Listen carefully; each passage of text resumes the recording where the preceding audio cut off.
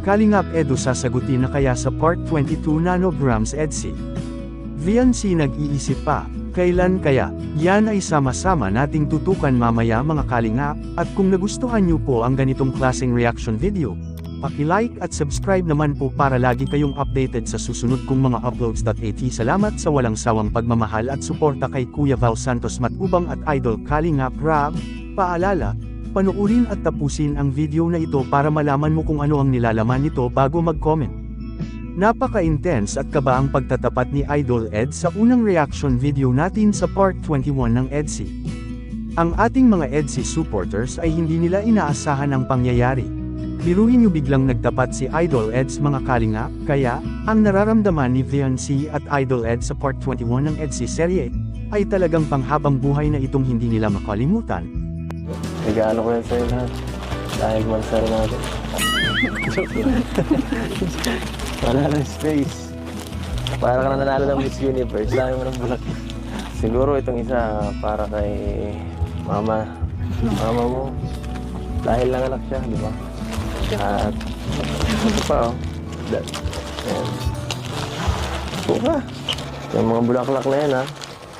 Para sa'yo. Yung mga binibigay na yan. Dapat. Ingatan mo na yan ha. Ingat po yun. Parang pag-iingat mo sa akin. Ano man po, nabubulong pa yun. Nabubulok. Alam ko na. Siguro yung nabulok. Ipunin mo na lang. Itabi mo yung parang. Bigyan ko din po yun. Oo nga no. Ganda. Naipon mo yung mga bigay-bigay na nung dating mansari. Grabe, pinagpapahalagan mo talaga lahat ang binibigay namin sa'yo. No? Ako ba, pinagpapahalagan mo? Ano naman po? Punan po kayo ba? Ano? Sige na po. Opo na po. Nahawakan mo ako. Ang pagtatapat ni Idol Eds ay talagang hindi biro. Ang tanong kailan kaya sasagutin si Idol Eds kay VNC? Yan ay ating malalaman mamaya mga kalingap o kaya sa susunod ng mga episodes at ano ang sagot ni VNC. Hindi kasi alam ni VNC mga kalingap na itong si Idol Eds ay may pasapresa. Ang dami na talagang nangyayari ngayon sa buhay ni VNC mga kalingap. Kada punta nila Idol Rab sa bahay nila VNC, talagang marami dalang regalo naglalakihang balikbayan box. Ito ay galing sa mga iba't ibang sponsors.at. Hindi lang yan, pati mga staff ni Idol Rab ay nakakatanggap rin tulad ng mga sapatos. Kusang binigay ito ng mga sponsors kaya malaki ang pasasalamat ng Team Kalingap na nag-iba na ngayon buhay nila VNC. Kwento-kwentuhan lang tayo. Ayos ko dito eh. Ay, grabe, ang init, no? Init. Ikaw, pawis na pawis ka. Saan ka galing? Sa hospital po. Kaya pala. Kakauwi mo lang? Opo. Kaya pala. Pawis ka, oh. Gusto mo? Gusto mo ako na lang. Ako na po. Ha? Ako na. Ay, nako. Trabaho ko yan eh. Dapat masanay ka. Saka pala, kumusta si mama mo? Okay naman po yung ano. Yung panganak po niya. Okay naman. Karaos na po. Nakaraos. Nabalik ka pa dun. Opo. Dapat sinabihan mo ako. Yo, para nasamahan man lang kita kahit pagdala ng gamit. Ilan po na. Mabala pa po kayo. Abala? Kailan ka ba naging abala? Hindi ka abala. Kahit kailan. Gusto ko nga yun eh. Gusto ko yun. Gusto ko inaabala. Ngayon balik tayo sa topic. Sabi ng ating solid na taga-suporta ng EDC serye ay wala namang masama kung sasagutin ni VNC si Idol Eds, basta wag lang pababayaan ang pag-aaral. At hindi na makakakita si VNC na katulad ni Idol Eds, mabait, masipag at talagang makakapagkatiwalaan, hindi natin alam mga kalingap. Baka sa Part 22 ay sasagutin na si Idol Eds, yan ay ating aabangan mga kalingap, siguradong ang nakakapanood sa Part 21 ng EDC ay lumundag sa tuwa at ang iba ay hinihimatay sa kilig. Grabe, sino nga bang hindi makikilig to the bones mga kalingap? Sa mga diskarte ni Idol Eds ay nagulat si VNC sa pagsabing gusto kita. Gusto kita VNC, mahal mo ba ako? Yan ang nasa isipan ni Idol Eds, at hindi na lang niya ito sinabi ni VNC. dahil natatakot siya baka hindi siya sasagutin. Maraming excited at naghihintay sa part 22 ng EDSI serye, kung ano na ang sagot ni Viancy, oo na ba Kuya Eds? Alam mo,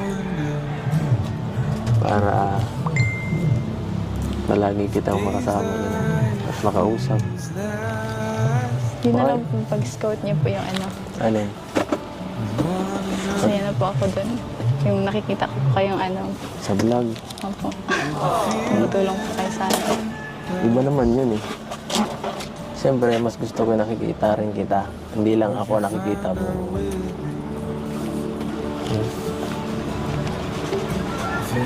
Papunta ka pa din bukas.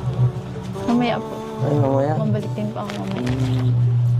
May gamit ka. Tara, sasamahan kita. Yan lang.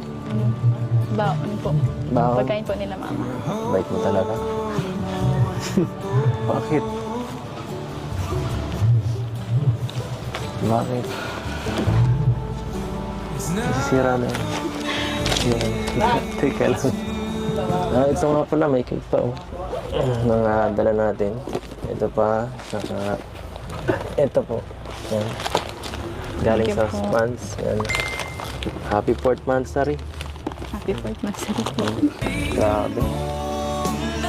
Ang bilis, no? Napakabilis ng oras. Hindi ko akalain na gano'n na pala katagal ang ating samahan.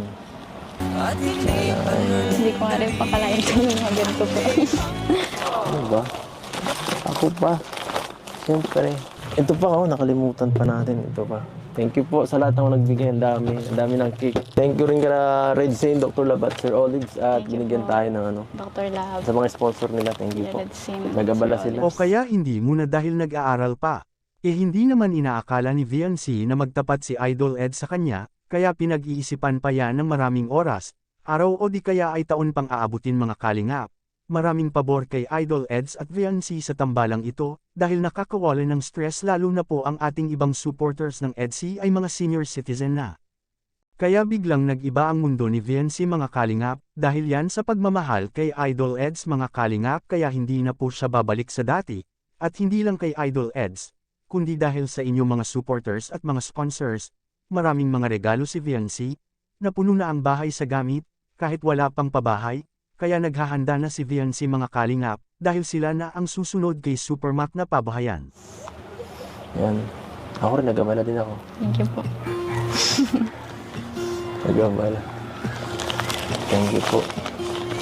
At sana, syempre, hindi lang sa Mansari ng Lab Team. Anong masasabi nyo dito mga kalingap? Ito ay isang reaction video lamang kaya pwede po tayo mag-comment sa ibaba mga kalingap sa comment section. At lagi ko rin itong babalik-balikan na lagi po nating suportahan si Idol Kalingap Rab sa kanyang mga vlog, dahil dito kinukuha ang mga gastusin, tulad ng pabahay, mga allowances sa mga beneficiaries at mga sahod sa ating mga K-boys. Hanggang dito lang po muna ang Kalingap Reacts TV official update ngayong araw mga kalingap. Huwag kalimutang mag-like at subscribe at i-on ang notification bell for more updates. Maraming salamat po, mabuhay tayong lahat. God bless us all.